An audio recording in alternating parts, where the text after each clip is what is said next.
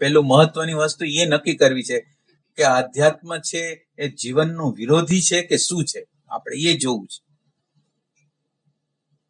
આપણે જનરલ આધ્યાત્મ અને જીવન છે ને બેયને આમ જુદું કરી દઈ છે. જુદું કરી દઈ છે એમ કે આ બધા સમાજમાં નહીં ભળવું, એકાંતિક રહેવું, વૈરાગમાં જીવવું, આ બધી વસ્તુ આપણી અંદર હોય છે. એટલે એનો અર્થ એમ થયો કે આધ્યાત્મ છે એ જાણે જીવનનું વિરોધી હોય એવી રીતે આપણે અપનાવેલું છે. એટલે આપણે આજે એવું ગોતવા માંગીએ છીએ કે ખરેખર આધ્યાત્મ છે એ જીવન વિરોધી છે.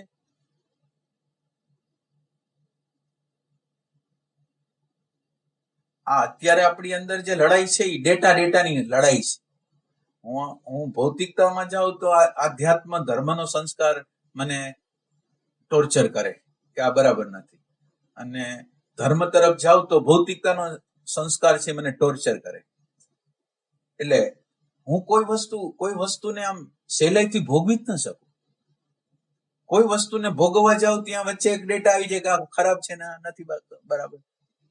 તમે વિચાર કરો કે મેચ્યોરિટી ક્યારે આવે કે તમે એને ભોગવવાની તમારી અંદર ભોગતા કોઈ હોય, કોઈ અંદર ભોગવનાર કોઈક હોય તો તમને મેચ્યોરિટી આવે. પણ અહીંયા ભોગતા જ નથી તો મેચ્યોરિટી કેવી રીતે આવશે?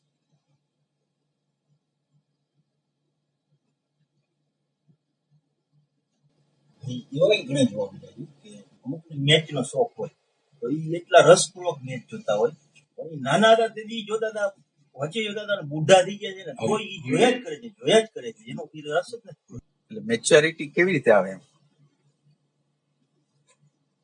એટલે આપણે ઈ તપાસ કરવા માંગીએ છીએ કે અધ્યાત્મ અને જીવન, પછી પાર્ટીમાં જવાનું હોય, લગ્નમાં જવાનું હોય, મરણમાં જવાનું હોય, ગમે XYZ.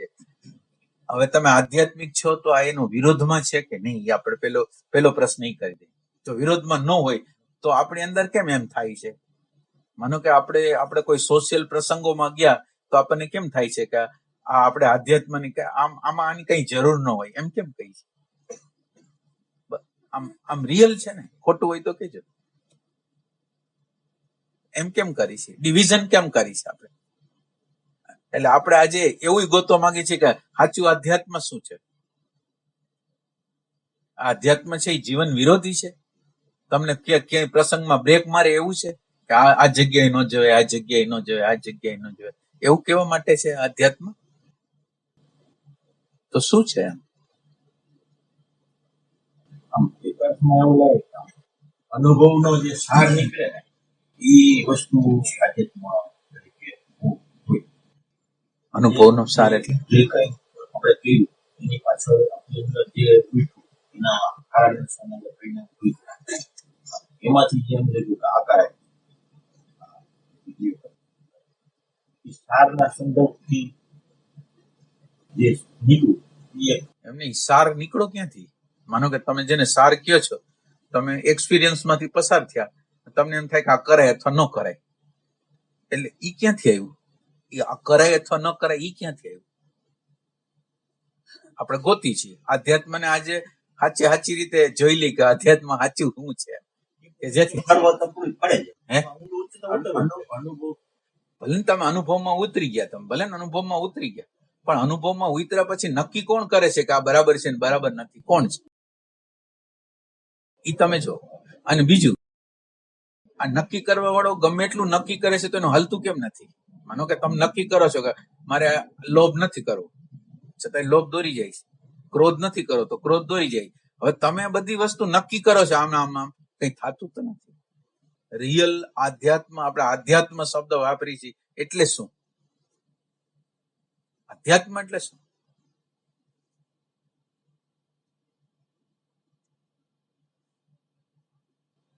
આધ્યાત્મને આપણે હાવ સિમ્પલ ભાષામાં જોતું હોય તો આપણે શું કેવું આધ્યાત્મ?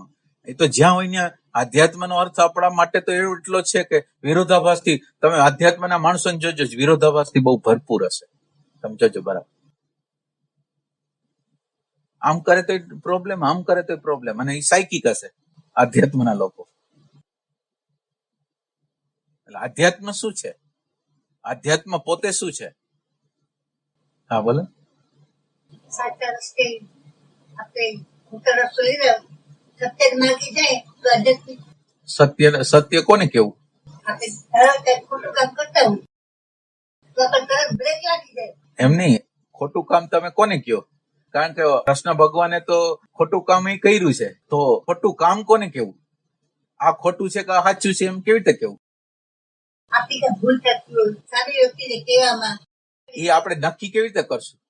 આપણા મનથી કરી શકીએ. એટલે મનથી કરવા જાય એટલે એમાં ભૂલ થઈ જવાની. મનથી કરી છે એટલે તો ભય છે ને.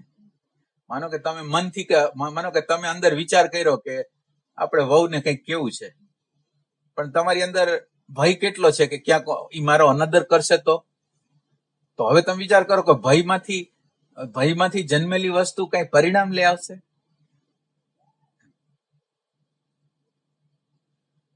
બે વસ્તુને સ્વીકાર. કઈ વસ્તુને? સુખ હોય દુઃખ હોય કોઈ પણ જે વિરોધાભાસી વસ્તુ છે તે. પણ એ સ્વીકારવું એ તમે આદર્શ કયો છો. એટલે માનો કે તમે એમ કહો સ્વીકારવું જોઈએ, પણ મને દુઃખ લાગે છે મને સુખ લાગે, એને હું અટકાવું કેવી રીતે? માનો કે આ જનરલ તમે કયો છો, પણ જયારે હું જીવનની અંદર જાઉં છું ત્યારે મને તો સુખ દુઃખ લાગે જ છે. ગમે એટલું મેં મારા મનને સમજાવેલું હોય તો પણ લાગે તો છે જ. પછી એ વખતે તમે તમારા મનને સખત કરી નાખો, બેરું કરી નાખો, એ વાત અલગ થઈ ગઈ. માનો કે તમે અંધારામાં જતા હો, અંધારામાં તો તમારે શું જોઈ? અંધારામાં જતા હો તો તમારે શું જોઈ? ટોર્ચ જોઈ ને. ટોર્ચ જોઈ તો તમને પછી રસ્તો મળી જાય કે ન મળી જાય. આધ્યાત્મ છે ને એ ટોર્ચ છે. આધ્યાત્મ કોઈનો વિરોધી નથી. માનો કે તમે ટોર્ચ લઈને આવ્યા, ટોર્ચ શું ખાડાનો વિરોધી છે? એ ખાડાનો વિરોધી નથી, ખાલી બતાવે છે ખાડો છે, તમારે જવું કે ન જવું. આધ્યાત્મ છે ખાલી પ્રકાશ છે. એ એમ નથી કહેતું કે તમે પાર્ટીમાં જાઓ, પાર્ટીમાં ન જાઓ, આ કરો આ ન કરો, એ કઈ કહેતું નથી. એ જેમ છે એમ બતાવે છે. માનો કે તમે પાર્ટીમાં ગયા, તમે લગ્નમાં ગયા, તો તમારી આગળ એક લાઈટ છે, હવે એ લાઈટ ની અંદર તમે આ બધા લોકો, લગ્નમાં આવેલા લોકોને તમે બહુ ઓબ્ઝર્વેશન કરો છો, મરણમાં આવેલા લોકોનું ઓબ્ઝર્વેશન કરો છો. ઓબ્ઝર્વેશન ની અંદર તમારા માટે પ્રકૃતિ ખુલે છે. ત્યાં લોકો લગ્નની અંદર પોતાના કપડા બતાવે છે, ઘરેણા બતાવે છે, મોટાઈ બતાવે છે, સ્પર્ધા દેખાય છે, આખી અહંકારનો ખેલ દેખાય છે. તો હવે તમારી આગળ વર્તમાનનો પ્રકાશ છે, એ વર્તમાનના પ્રકાશની અંદર આ બધું જોવાઈ ગયું. હવે તમે અહીંયા જાવું કે ન જાવું એનો વિરોધ કરવાની શું જરૂર? તમારી આગળ પ્રકાશ થઈ ગયો. હવે તમે ગમ્યા જાઓ, તમારી આગળ પ્રકાશ જ છે. હવે આ પ્રકાશ તમને બતાવશે શું છે રાઈટ, શું છે રોંગ. પ્રકાશને લઈને જવાનો છે, કોઈનો વિરોધ નથી કરવાનો.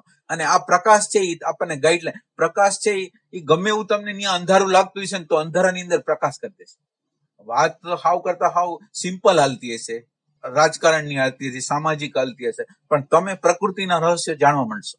તમારી આગળ પ્રેઝન્ટ મોમેન્ટનો પ્રકાશ છે એટલે એને બધાને જાણવાનું. એટલે એક વસ્તુ યાદ રાખો કે આ જે આધ્યાત્મ છે ને કોઈનું વિરોધી નથી, કોઈ વસ્તુનો વિરોધ નથી.